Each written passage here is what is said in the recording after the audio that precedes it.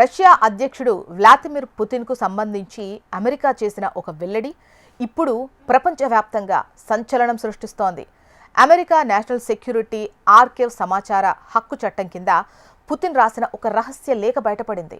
దాదాపు 24 ఏళ్ల క్రితం అప్పటి అమెరికా అధ్యక్షుడు జార్జ్ బుష్కు పుతిన్ ఆ లేఖ రాశారు. ఆ లెటర్లో ఏముందంటే, పుతిన్ పాకిస్తాన్ను ప్రపంచానికి ఒక పెద్ద ముప్పుగా అభివర్ణించారు. పాకిస్తాన్ను అడ్డుకోవడానికి మనం ఏదైనా చెయ్యాలి అని ఆయన పాశ్చాత్య దేశాలను కోరారు. పాకిస్తాన్ నిజానికి ఒక ప్రజాస్వామ్య దేశం కాదు, అది సైనిక పాలనలో ఉందని, అలాంటి దేశం వద్ద అణు ఆయుధాలు ఉండటం ప్రపంచానికి ప్రమాదకరమని పుతిన్ ఆ లేఖలో హెచ్చరించారు.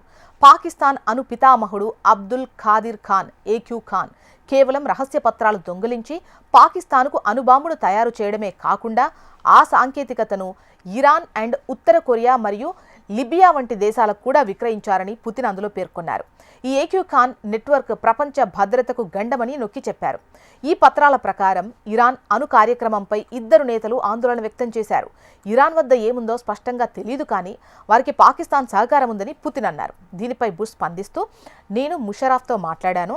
ఇరాన్ ఉత్తర కొరియాకు సాంకేతికత బదిలీపై మా ఆందోళనను తెలిపాను. ముషరఫ్ ఏక్యూ ఖాన్ మరియు అతని అనుచరులను జైల్లో ఉంచి ఆపై గృహ నిర్బంధంలో ఉంచారు. అయితే ముషరఫ్ తనకు ఏమీ తెలియనట్టు నటిస్తున్నారా లేక పూర్తి సమాచారం ఇవ్వడం లేదో అర్థం కావడం లేదు అని బుష్ అన్నారు. దీనికి సమాధానంగా పుతిన్, నాకు తెలిసినంత వరకు ఇరాన్ సెంట్రిఫ్యూజ్లలో పాకిస్తాన్ మూలాలున్న యురేనియం దొరికింది అని బాంబు పేల్చారు.